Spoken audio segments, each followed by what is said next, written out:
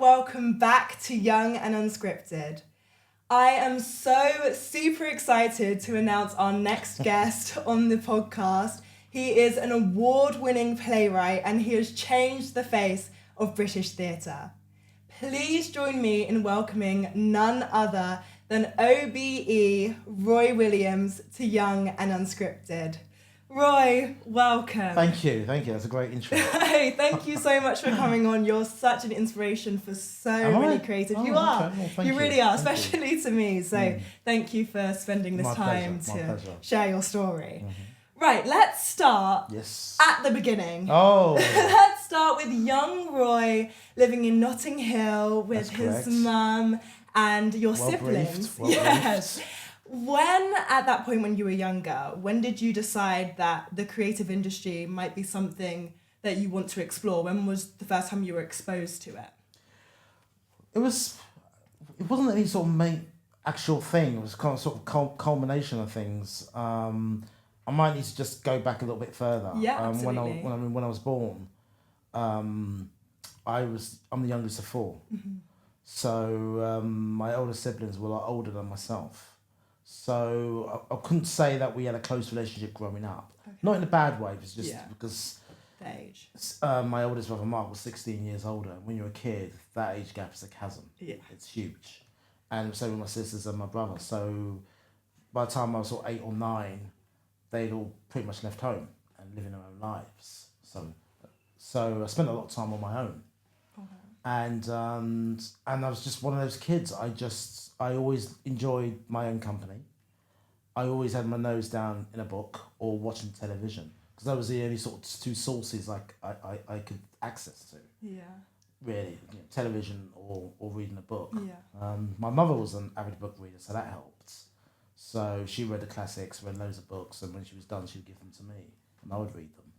So that really kind of, I suppose that is what kind of revved up the creative juices engine in my brain. It was that experience. Yeah. So my mother's favourite author when I was a child was Charles Dickens. Okay. And at the time, well, pretty much until I was about 24 when I was living at home, we lived on a council estate in West London called Henry Dickens Court. Henry Dickens was the grandson of Charles Dickens. So all the houses, the blocks in the estate were named after characters from the books. Wow. So for the first 24 years of my life, I lived in Dombey House. Okay.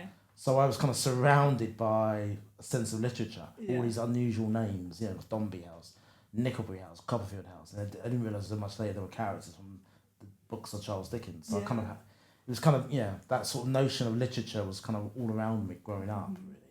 So that's kind of what got me into it. And at school, I struggled enormously with maths. Okay. Me too. That's what I was. If there's a word for people struggling with maths like they have for dyslexia, that's me. Yeah. That's me. That's what I had, and maybe I do have it. But English, I excelled at.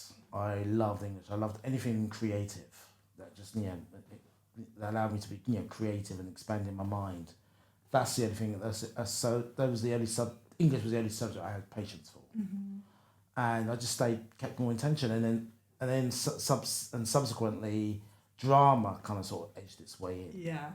Because I think for about a term or two at school we did drama, and I loved it. I just enjoyed it, and so as well as reading books, I read plays, specifically Shakespeare plays. And I loved it, really, really enjoyed it. And I just kind of thought, this is me. Without any really seriously considering this could be a career for me, being a writer. There wasn't anyone, because I grew up at a time when I think role models, particularly for black kids, black boys specifically, were thin on the ground.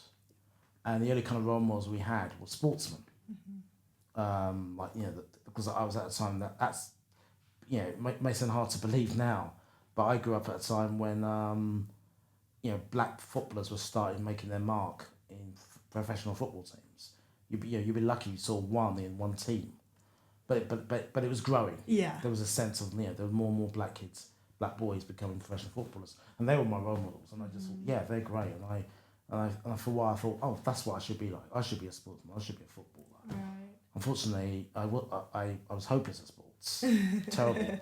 So that frustrated me. So I said, well, I can't do that. And that's what everyone's telling me a cat should be, because everyone else, the only visible role models I see on TV are sportsmen. Yeah. I can't do sports, so what the hell can I do? So I was a little bit lost in that sense. Well, I think representation matters so much, doesn't it? If you don't see yourself visually seen, then you don't feel like you can do it. No, but it was drama that helped me, because I remember when I finally saw myself. Because again, I grew up in a time when there was always an excitement whenever you saw a black person on television. You just think, oh yeah, one of our own is on TV and they're doing it, they're making it. And I saw plenty of those, but I didn't see, until this certain program came on TV, I didn't see myself. Right. And the program I'm talking about was Grange Hill. Okay. The children's TV show. I mean, it lasted for years, like 30 odd years, I think. I remember watching the very first episode, way back in 1978. And the first episode, the opening episode, was this young boy walking through the school gates with a football under his arm. And he kicks the ball, I think if I remember correctly, he's kicking the ball against the wall, and the caretaker, grumpy old caretaker, comes up to him and says, oh, you're not supposed to do that. If this is your first day of school, go down there and register like with everybody else. Right. And then he spoke. I can't remember what he said. And I remember watching it, and it blew my mind, because I thought, wow, he sounds like me.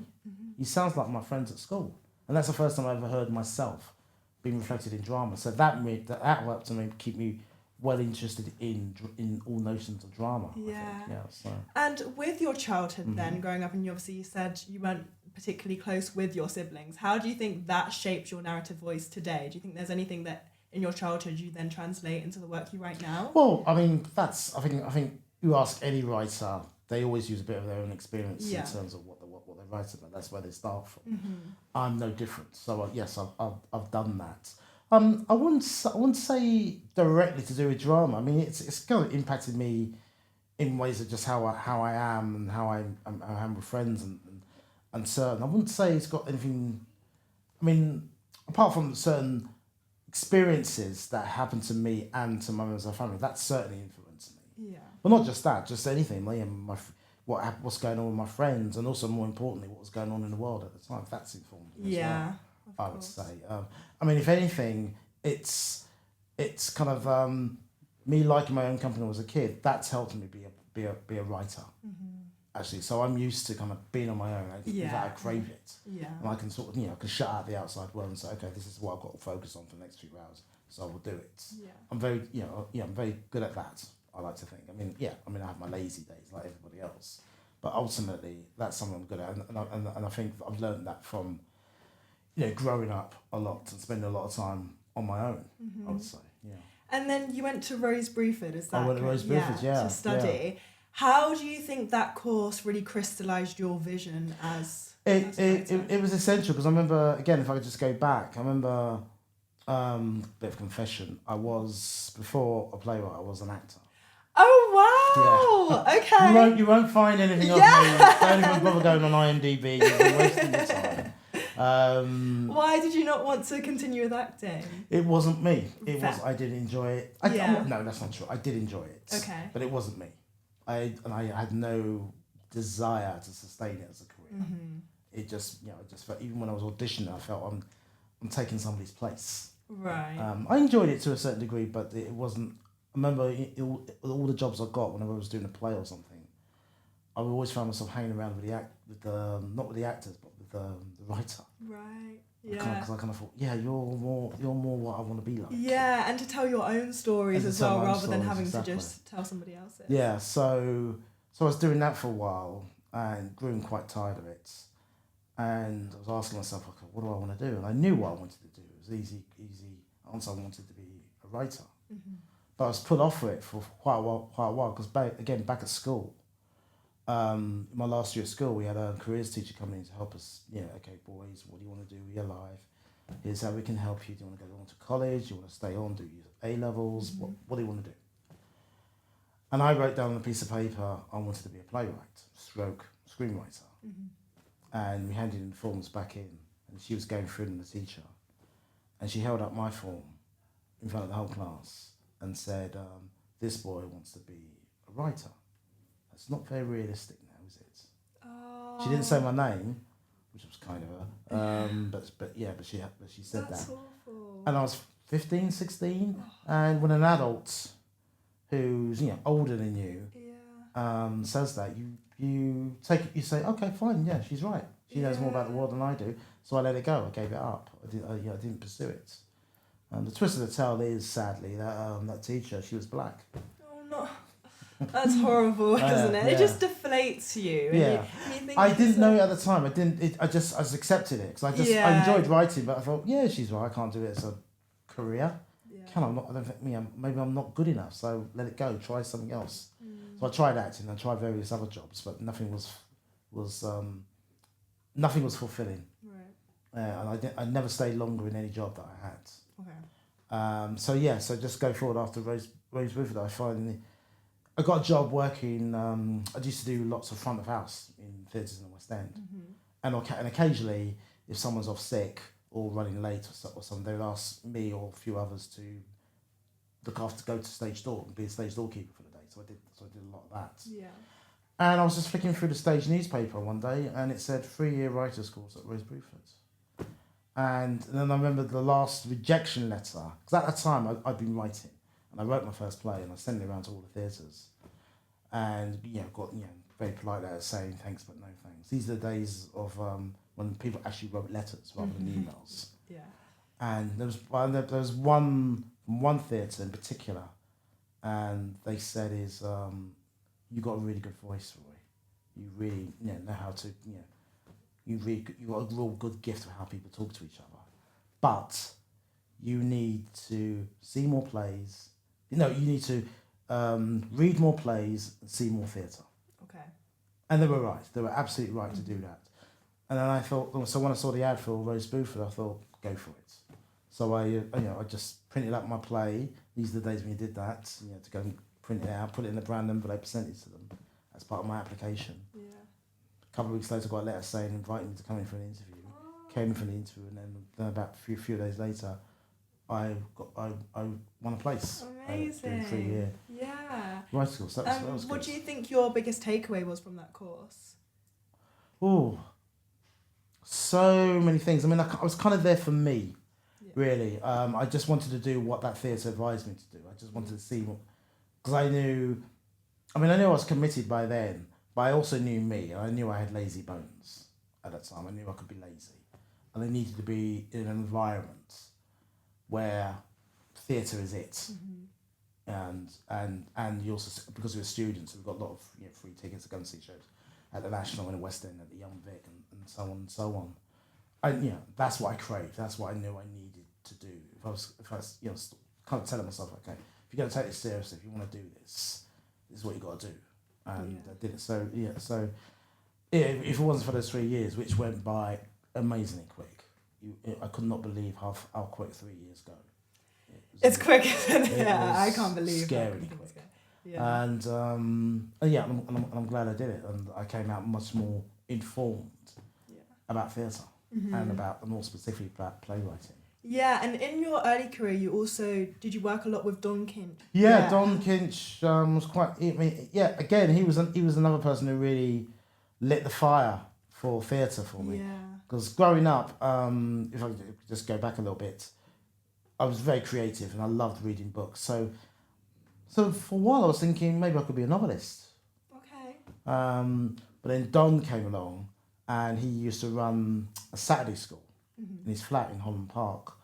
And the reason why he did it, because at the time there was a big concern among the West Indian communities about the way they felt their kids, black boys, to be more specific, were being treated at school. They felt they'd been singled out and picked on because they're black, and that's true. Okay. I still remember some of the teachers at my school, and a couple of them were quite racist. There's no point being polite about it. They were. So that's kind of that's what everyone was fighting against at that time. Yeah. So a lot of black West Indian parents decided, right, okay, we're going to do something about this. So all of a sudden these schools just popped out. It was just like, they were parents themselves, a lot of them.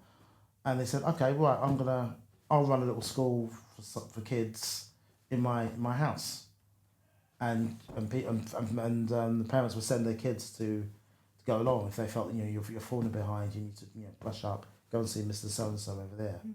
and the word spread, and there were so many of them everywhere, and Don ran one, and all it was just a little table in his kitchen in his flat off Holland Park Road, and so I because at the time my grades were falling at school. I was doing quite badly. My family were quite worried, and to the point my mum was seriously considering sending me to live in Jamaica with relatives. Wow, okay. She just thought, he's not getting. Yeah. He's just not, at school here is not doing it for him. So I went to see Don, and then because of him, my grades picked up. Wow. But as well as a teacher, he was into theatre. I think he co-ran a theatre company at the time, was writing plays and directing, and sometimes on Saturdays when he was rehearsing with his actors, I would tag along, and I would just sit in the corner and watch them rehearse, and it was great. It was fun. I just thought, wow, this is great. And they were like young actors. I mean, they must be like in their 20s or something. Yeah. But for me, for a kid, they seem ageless. They were like godlike. Yeah. I just loved being in their company, and and I just hang on. I just held on to every word they said and how they performed, and I thought, oh, you know what, theatre? I quite like this. Yeah. It's just more direct, and I just that was it. That's when the kind of the theatre gene inside of me really kind of popped up. Amazing. So now that fire's been ignited in you, so Exactly. what's your process then? You've started writing your plays. What is your process for that? My process. Ooh, Does it change? how long's a piece of string? Yeah. Well, just finding what you want to write about. Yeah. First and foremost, you just what do you care about? What pisses you off? And how it makes you feel, and just kind of, and more important, just what's going on in the world. Yeah. And you think about, okay, what do I have to say about what's happening? Once you've got all that in your head, that's the time I say you put pen to paper. Yeah. And that's pretty much how it's been for me ever since. Yeah. And do you have a specific routine once you start writing, or is it just kind of you let the inspiration take you and you see where it goes? Or are you quite regimented with it?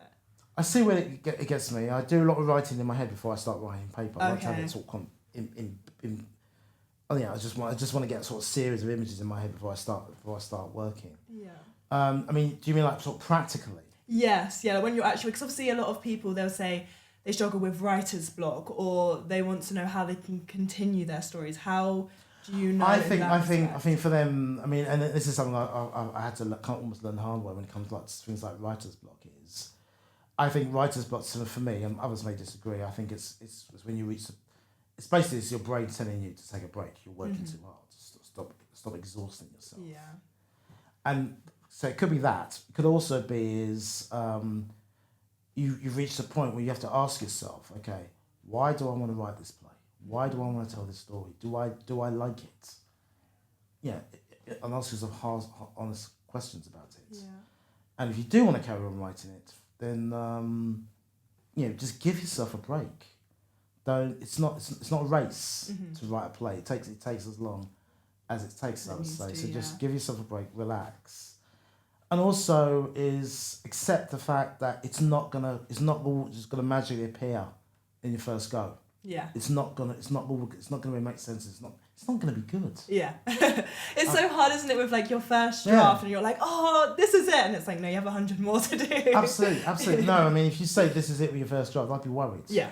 I'd be worried. Yeah. Because I think, really? Okay, then it is a struggle. It really, really is. And you accept that, you buy into it. And you just accept it. I often tell this to younger writers, is your first draft is not supposed to be any good. No. It's supposed to be rubbish. Yeah, it really is. That's all it is, because it's your first time when it leaves your mind onto the paper. It's not supposed to be any good. And then the second and third and possibly fourth drafts, that's all about you working out what you want to write, what play you want to write from the play that you've already written. So accept that it comes in stages. It's not going to happen all overnight. It's not going to happen all in one go. And and also accept that those are stages that it takes for you to when you feel, okay, I'm ready to show this to a theatre or whoever. And then once the theatre want to do it, you still have to do more work. Because then the rehearsals period, you work with the director. Then the rehearsal period comes in when you work with the actors. And they'll give you new stuff. Because things that you think worked on the page may not necessarily work once you get it up on its feet. And that's all part of the process. And that's the process. Yeah. It really is. It's Absolutely. Kind of... It really is. It's but it's tough. It's hard. But it's also rewarding. Like anything that anyone chooses to do with their life. Of course, it's going to be hard. Definitely. Yeah. And I'm not a writer myself, but as an actor, we do a lot of world building, and we work on the rules and consequences of the world, and then what are the stakes then for the characters. So I'm interested to know, for you, when you're setting up your worlds and your stories, how do you play with those rules and consequences to make sure it's an engaging story, but also that the audience are learning something from it? Because I feel like with, if not all of your plays, most of your plays, it's an educational piece. It's a social commentary. I try to keep it simple. I mean, I try to write very much in the same vein as what I like to see when I go and see a theatre. Right. And Edward Bond told me this. He said, I met him once at some sort of function in Birmingham years ago. And he said, it's just three things, Roy. It's just, I want to be surprised. I want to be moved. I want to feel an emotion. And I want to learn something. Right. He says, that's all I want from a play, from a piece of theatre, specifically a play. Just give me those three things. And that's what I attempt to do in whatever I write. I try to write something that's going to not only surprise the audience, but also surprise me. Yeah. I want to be something that I feel people are going to be moved by. And also, they understand something that maybe they didn't know before. And that's so wide that it's not like literal, I want to know how to count or something ridiculous like that. It's quite, to be informed of something, to be educated, it's a pretty wide canvas. Yeah. And that's all I try to do in everything that I write about. Just I try to zero in and try to make so as hard as possible that those three things are somewhere in what I write. Yeah. And also you have to accept that when you present it to outside worlds, they may not see it, they may not get it. And you have to say that, you have to accept that, because it's a work of art, and all works of art, every single piece of art that's ever existed or will ever exist, must run the risk of being seen to be crap. Yeah. Otherwise, it can't be art. You can't impress everyone. You can't impress everyone. It can't be art. Yeah. Otherwise, if it doesn't carry that level of risk, and we as artists have to accept that. Yeah. And how do you think your writing style then has changed over time from your first play to your most recent one? It's funny that, because I was thinking about somebody was talking to me about my first play that was done at Stratford East way back in 1996. And I looked it up and I read it again, and there's moments of it I'm still proud of, but there's also kind of things when, I'm glad I don't write like that anymore. Right. That sort of just kind of it's. What was it about the play that you thought? Just some of the lines, the delivery, how the characters say to each other, a bit contrived and so on. And I mean, I've no regrets. I mean, I'm very, very proud of it. But there's a reason why you name any good playwright, why probably their very first play has not been revived. Yeah. I mean, Arthur Miller, for example, everybody knows Death of a Salesman, View from the Bridge. But do they know what his first play was? And if they do, when's the last time you've seen it? Yeah. Maybe something you just heard of rather than... Yeah, exactly. Yeah, it's kind of... yeah. I'm really interested in something that I heard you say actually in a previous interview. Okay. Which is how a lot of your work, you're driven by sports. Yeah. And how that drives a story. Could you explain that a bit more to me and why that is? I think sport has been a really useful metaphor. Yeah. To tell stories. I want to say, particularly football. Because there's something, it ties in very much with a lot of themes that I'm curious about still. Nationalism, what does that mean? Patriotism, what does that mean? And more importantly, what does that do to us humans when we take that too far? Particularly a play called Sing Your Heart Out for the Lads, which is about a bunch of football fans watching an England match. and and it's a wide range of peoples, and and a wide range of racism. You got extreme through the character of Laurie and Alan, to the mild with Gina, who runs the pub, and kind of low key to do with her son. Almost, I wanted that was important to me when I was writing the play. I wanted to show the levels of racism and nationalism, whatever you want to call it. Yeah. And football comes along with that for some reason. And I like football. I'm always happy when I'm watching a good game of football with anyone. But there's something edgy, exciting, but scary. Even when I go and watch my football team play, there's still that kind of edginess that's very uncomfortable. I can see why people don't like it. Yeah. But it really ties in a lot, like I said, with a lot of the kind of themes I want to write about as well. And also, it helps by the fact that when I grew up, a lot of my role models were sportsmen, footballers and boxers. Muhammad Ali. I mean, as a 10-year-old kid who's kind of who's not very good at sports, and being teased by my friends because I don't fit in that certain stereotype. But to sit down on television and watch this powerful, handsome black man saying with great confidence, "I'm the greatest," that's inspiring. You just think, wow, he said it. Absolutely. He said it. So, and he believes it, so I can believe it too. Yeah. So that kind of helps. But to answer your question more succinctly, it's like I said, it's the energy of it, and also going to a football match is almost like going to the theatre. You got it's two halves, two acts, and a good game of football is very much like a really good night out of theatre. You just think, bloody hell, that was good. Yeah, that was everything, and football can give you that as well. Well, I think football's so interesting because it at one point it brings the whole nation together. When you're watching the Euros or the World Cup, you're like, oh, come on, England. But then also it's the biggest divider. Exactly. It's still. I find that I'm always curious about that. And I find that really, really fascinating. Still, I still use sports in a lot of things I write because to get to the heart of those issues and what why we like that. You know? I mean, as you're probably aware, like last couple of weeks, well, the last few months, I would say, is also there's this uneasiness. You see the flag of St George everywhere now. Scary. All the things I've written about over the last years, and there's a part of me wishes they were dated, but they're not. Yeah. They just don't get old. It's like we as a society, as a world, we're still not quite learning from our mistakes. Yeah, well, I was actually going to ask you if you think that there's been a change in something that you would have written in the 80s, for example. Is there a topic that you think would have changed to now, something that you feel like needs to be said now that's more prevalent, but actually also in counter to that, do you feel like the stories are still the same? The stories are still the same. They're still the same. Still the same. Yeah. It's one of the best lines I've heard from TV dramas, The Wire. It was the final episode, and someone utters the line. It says, it's the same game with different players. Yeah.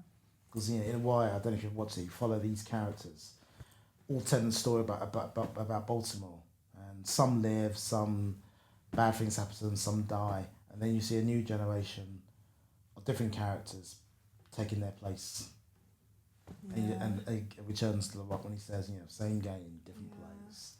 It's that's how I feel right now. Yeah.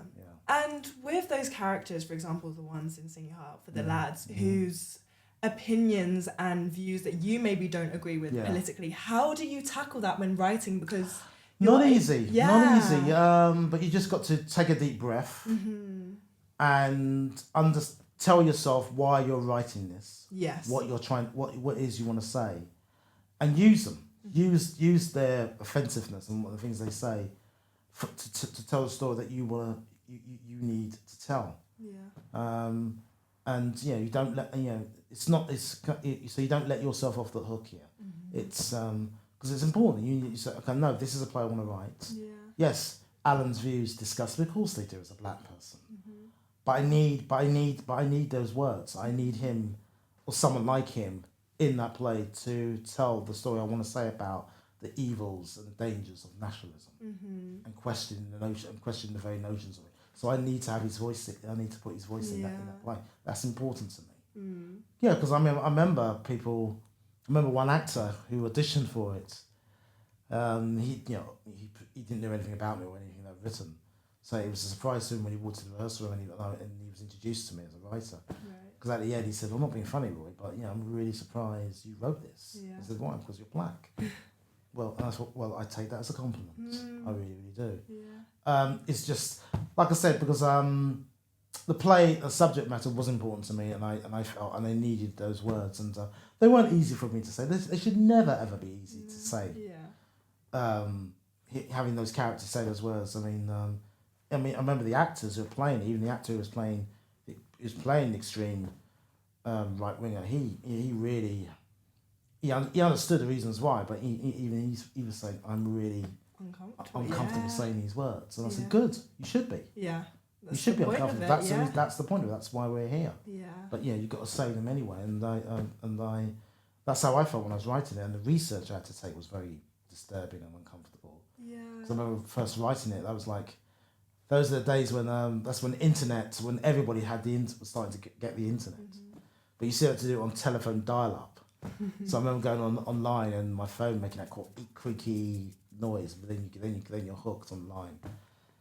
And even then, I wasn't short of websites of political groups whose views will offend us. Yeah. And but I had to read up on them because I wanted to understand them. Because as disgusted as I am by those people, I have to admit the truth. I do find them. I am curious. Yeah, and as well, you make these characters really three-dimensional. Like, they are people and they have opinions. Yeah. Exactly. And even though you don't agree with those opinions, you still allow them to make their standpoint. And it's not just a thing of, they're coming in as the villain of the play. Exactly. How do you do that though? How do you make then I think with all of what I've said is, also, there's some sort of basic facts in terms of writing a story.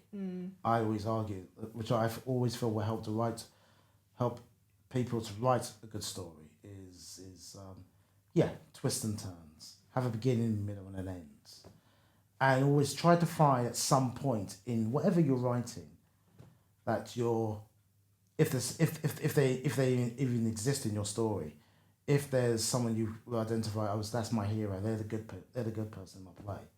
Try to find a moment in the story where that good person does a bad thing. And then subsequently, try to find a moment where, whoever your bad person is, whoever you identify as a bad person, try to find a moment in the play, in the story, where they do a good thing.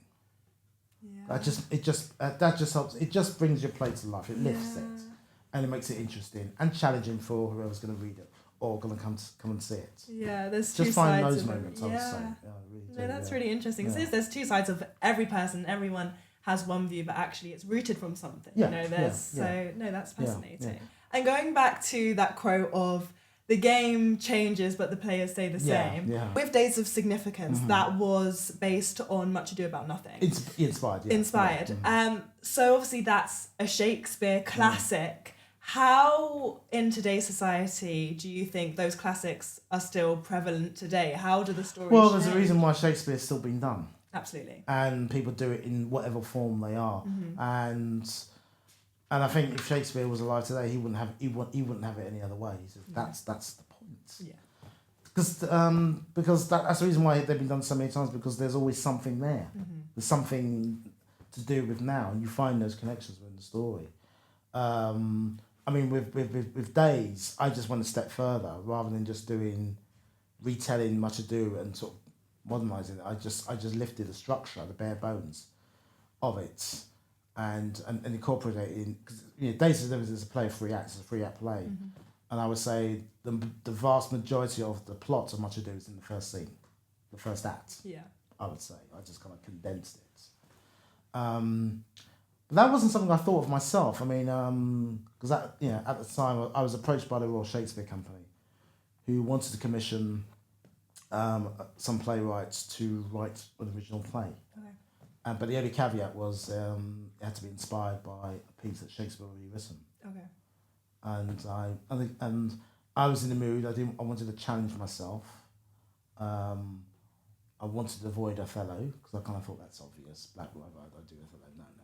Yeah. Who was I think I was at home somewhere and I was switching channels, and the film version of Much Ado About Nothing was on, the one with Kenneth Branagh and Denzel Washington. Yeah. And I watched it, and it was fun. And then it just fell into place in my mind how I could tell the story, because I also wanted to marry it, because at the time when I was commissioned, there was a great debate going on in this country and probably the world about the consequences from the Iraq War. The whole notion of we went to war under false pretenses, i.e. how it was sold to us that Saddam Hussein was building weapons of mass destruction, so we had to kind of send in our boys, the British and Americans, to sort him out, and then no weapons were found. Yeah. So what was the point of it? So there was a lot of blowback on that, and I had an opinion on it, and I thought, that's something worth writing about. But what can I write about? To tell it to my satisfaction. And then there was also at the same time there was a lot of stories and news reports about teenage drinking, particularly young people, just getting themselves absolutely wasted in city centres on Friday and Saturday nights. Yeah. And for some reason that kind of interested me. I just thought, is that story as well? Because I think as a playwright, you got to have the feel of a journalist. You're always on the lookout for a story. You're just going, that's a story. That's a human nature story, and no one's told that before. And I was looking for that, but then somehow I just kind of welded those two together, I would say. And also because of the war, there's at the time there's huge stories about because it was 2 years after the war ended, and by that time many stories were coming out about British and American soldiers abusing Iraqi prisoners. Yeah. Really just gruesome, violent torture. Yeah. So that was kind of all those stories were making their way. I just kind of thought that's kind of ironic and weird that we send these soldiers over there to speak for us, and we're on the side of freeing countries of tyranny and stuff because we're the West and we know what's right, and they behave like that. And they come back and face consequences. And I just so all of that it was kind of marrying up in my head. Yeah. And that's how Days of Significance was born. Yeah. I mean, there's so much inspiration obviously then that you take from the world, and that's how you're able to modernise it. Yeah. But what do you think then the bare bones of storytelling are? Those stories that go back all the way to Shakespeare. What do you think are the things that it's stripping everything back, because there's an old saying. I mean, it's also an argument. There's only 3 original stories that exist in the entire world. Oh, only okay. 3. Oh, and what are those? One is a boy becomes a man. Right. A stranger comes to town. Okay. And the boy falls down the hole. Wow. Okay. Those others may find more or less. But that's what I've been told, and that's what I go along with. Those are the only 3 original stories in the entire world. You name any play, any film, I promise you, at the heart of it, you'll find one of those. Yeah, and I'm trying to think in my mind now. I'm like, it's a nice little game. It's a nice little game. Yeah, that's super interesting. That's what we've all been doing. Yeah. We all add our own experiences, our life, just things that's happened to us in life onto those bare bone of that story. And make up and create our own. Really, yeah, I would say, and that's what I'm doing. That's what we all all storytellers have been doing for thousands of years. Yeah, we're just I'm just carrying on with that.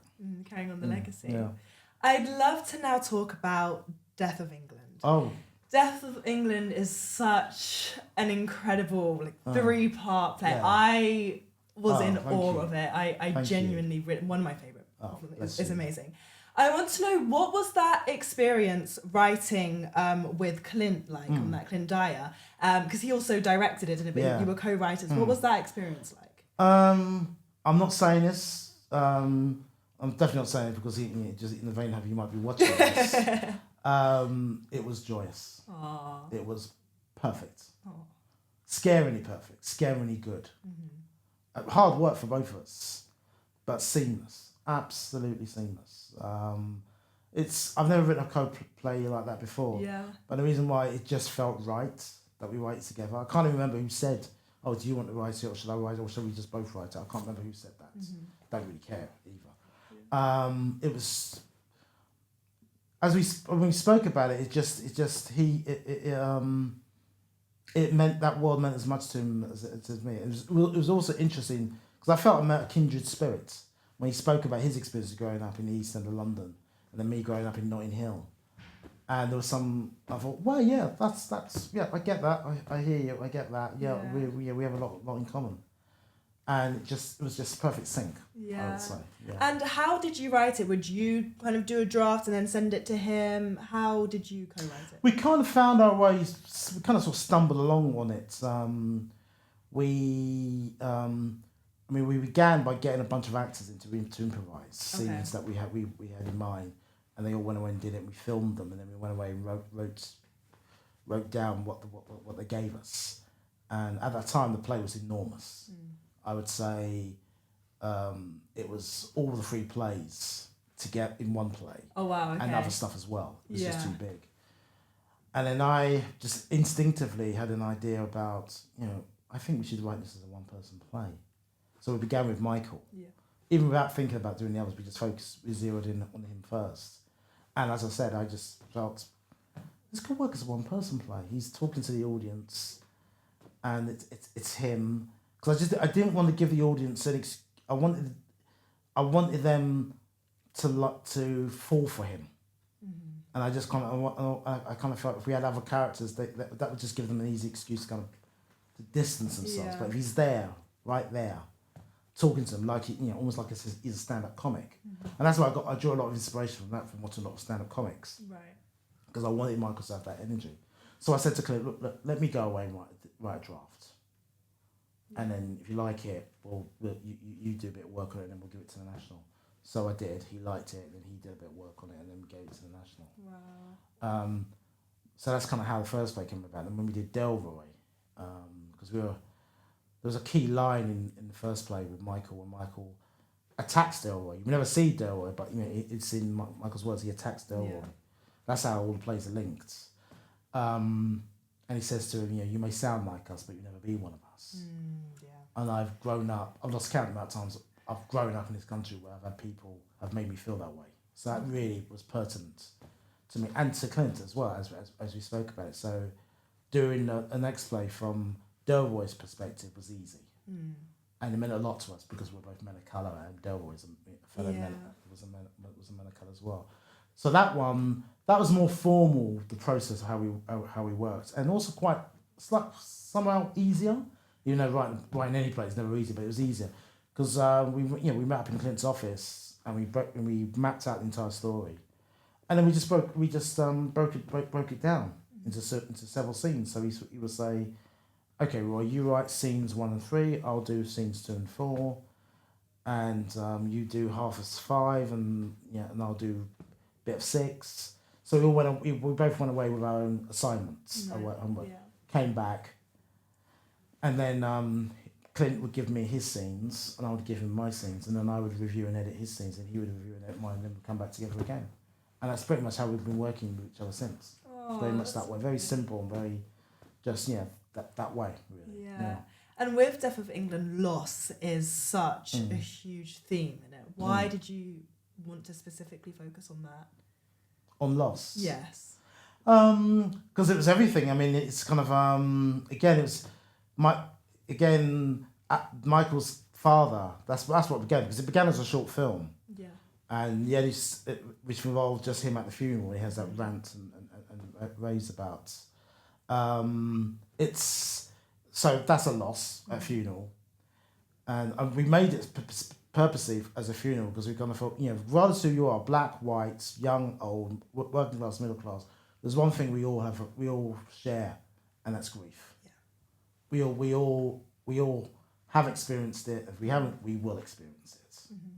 That doesn't discriminate. We all know what that's like. So that was kind of our way of kind of locking in the audience. Kind of say Michael's going through something that you have probably gone through, and if not, you probably will go through. Yeah. And so we kind of locked that, and it was about loss, but it was also a metaphor for, because when I wrote the original film, England's football team had played disastrously in the 2014 World Cup, and everyone was saying, "Oh, England are rubbish. We're never going to win a World Cup. Yeah. What's going on? Why can't we have winners in our football team?" And also at the same time, 2014, that is when the word Brexit really started to take its hold on the country. That's when the debate was getting louder and louder about, should we leave the EU? And again, and as a consequence, the whole notion about migrants and immigrants coming home and coming here, because that was 11 years ago, and there were still people back then on boats risking their lives to come to this country. Yeah. That's not new. That's been happening for years. Yeah. So that was kind of going on, and our country's response to all of that, and it was a title. I just kind of felt it just felt like an apt title, "Death of England." Yeah. And so that kind of fueled all the plays, but we wanted to ensure that each play ended with a sense of hope, a sense of, yes, we know things are scary, we know things divide us, so that's why we have characters who are kind of at each other's throats, combating each other, but somehow even they find a level of, you know what, I understand you, and yeah, you're not so bad. Yeah, you're not so bad yourself. So it's possible. It's possible, and that was important for us, for each play to end on those possibilities. Yeah. And what do you think then the biggest challenge was from getting it from the page to the stage? Like, was there something that when you got into rehearsals, it was like, oh, actually, this part needs to change? Oh, that happens all the time. That happens so many times. I mean, again, like I said, when we once we got all the acts together and we wrote the play, and we had, I think we did a read through with some acts. It was just too much. Right. It was just too much, and it was an opportunity. The opportunity presented itself for us to go away and do a massive rethink, and that's why I thought about doing it as one person play. But in rehearsals, all of that comes up, and as it should, even rehearsals, we just can't say, not too sure about that line, not too sure about how this works. Can we, that might need, that needs strengthening here, that needs toning down here. That's all the joy of rehearsal period. That's what rehearsals are for, to find all these flaws and shake them out. Yeah. And how do you balance, because obviously, as you've mentioned, like, your plays are social commentaries and they are talking about the world around us. Yeah. How do you balance it being a social commentary, but it also being a really engaging story that you just buy so much into the characters? 'Cause I feel like you really do that. I think you kind of answered your own question. You buy into the characters, you buy into the world, and you love what you're doing. Yeah. That's all you can do. Really. Yeah. It shouldn't be. Well, I was about to say it shouldn't be a chore, because like I said, any writing any play is not easy. It should be. It's okay to feel like, oh, what is the next bloody line, and I'm gonna beat my head against a wall if it doesn't happen, and that's all part of the process. And they will come. Yeah. They will present themselves sooner or later. You just got to relax and just go. You just got to love what you're doing. Yeah. Really, absolutely. I would say absolutely. Just love what you're doing and why you're doing it, and don't worry so much about whatever world you choose. Do you want to write about? Let that. Focus on your characters. What do they want from each other? What do they want from life? Yeah. The use of trick. I suppose when I speak with other writers, and they say about the stuff they want to write about, and I always say, okay, what's it about? And I say, it's about the war in Gaza. It's about the war in Ukraine. It's about let's protect women and so on. I say, well, okay, that's great. What's your story about? Right. And then they repeat what they just said. Yeah. And I said, no. That's your world. That's your stage. Yeah. Okay, that's fine. That's good. That's not going anywhere. But what is your story about? Who are your characters? Who are your protagonists? What do they want? What do they want from each other? And what do they want from the world that they're living in?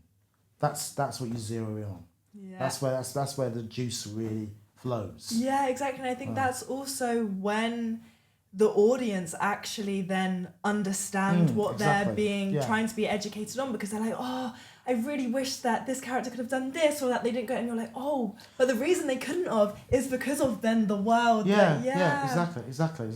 And that's good. I mean, it's I would say don't worry too much about, because like I said, is whatever you write about, people are going to scrutinise it. They're going to criticise it, and you have to take that. Yeah. Otherwise, don't do it. You got to take that. But take it as a compliment. Try to take it as a compliment, I should say. It's like when people sort of say, yeah, I like that scene, but you know what, that bit didn't work for me, and yeah, he should have done that, and she should have run off with him, and so on and so on. And take that as a compliment. Yeah. Because, well, they're invested in your story. Yeah, exactly. They've taken ownership, and they want to feel they want to take it your way. And it's, I agree, it's not always easy to hear that, but try to walk away with a sense of, they're engaged, they're listening. And just try, take that as a compliment. But I think it's also, as then the writer you're saying, but there's a reason that they didn't end up with them, or they didn't do that, and that's because of the world we built. So exactly. But again, like I said, people will disagree. They will give you a million a reasons. hard time, a million reasons. So especially if, like, say, if you find yourself ever writing a play that's kind of you outside your own cultural experience. Right. Yeah. I would say, and then and then the criticism and the scrutiny will be tenfold. But don't worry. I would say, but I think it's the same thing applies. All you can do is just write a bloody good play. I mean, that's what I say to people. They say, "Oh yeah, but I'm not. I'm not that person. I don't know. I don't live in the world that people are writing about." And I always, one of the first questions I ask them is, "Okay, so why are you writing it then? If it's outside your experience, why are you writing it?" They give me a good answer. I said, "That's it. Stick to that. Yeah. Stick to that." You will be criticised. I mean, I would say Clint and I, we weren't criticised, but I think we were scrutinised with the last play, Closing Time, because here we are, two men writing a play about two women. No one ever said we can't write it, but we were asked questions we hadn't been asked of the other two plays. Right. Like, why are you writing about these two women? Okay. And we gave the answer as best as we could. We kind of thought, because they're part of the world, they've been referenced in the other plays. They're very important characters to the male characters we wrote before, and more importantly, we know them. Denise and Carly were very much based on people that Clint and I both knew and experiences. So we felt, no, we're justified to write this. But even then, we knew we'd be scrutinised because we're still two blokes writing to women. And all I say to any writer who's hearing me or watching this now, if you ever come across that moment at some point in your career where you're writing something outside your own cultural experience and you feel you've been scrutinised, fine, you have to take that. Yeah. They will scrutinise you. You just have to eat that. But what you can do, the only thing you can do, is make sure whatever you're writing is bloody good. Yeah. And just make the art. Because if it's good, make the art. And if it's good, how can they complain? How can they complain if it's good? Yeah. But that's where you've got to do the work. You really got to work your butt off and make sure it's good. Yeah. Artists have to answer a lot of really uncomfortable questions within your writing, and as actors, as writers, as creatives, you have to answer those uncomfortable questions within your stories.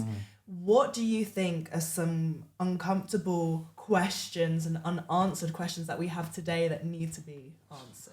Take your pick. Yeah, so many. There's just so in all, cause even unexpected things you may not think, even not there's so many things that are obvious because it's a talking point what a lot of people are saying. So many things about politics, what we're doing now, nationalism, as we say, sexuality, all the notions of sex, and gender identity as well. That's a huge talking. Take your pick. There's so many. There's so many to kind of to address and write about. Are there any that you're hoping to write about yourself, or are you thinking? I don't really think that way. I just I kind of follow my instinct. I know what there's so many things that matter to me, and so many things that upset me, or something that I just think, that make a good story.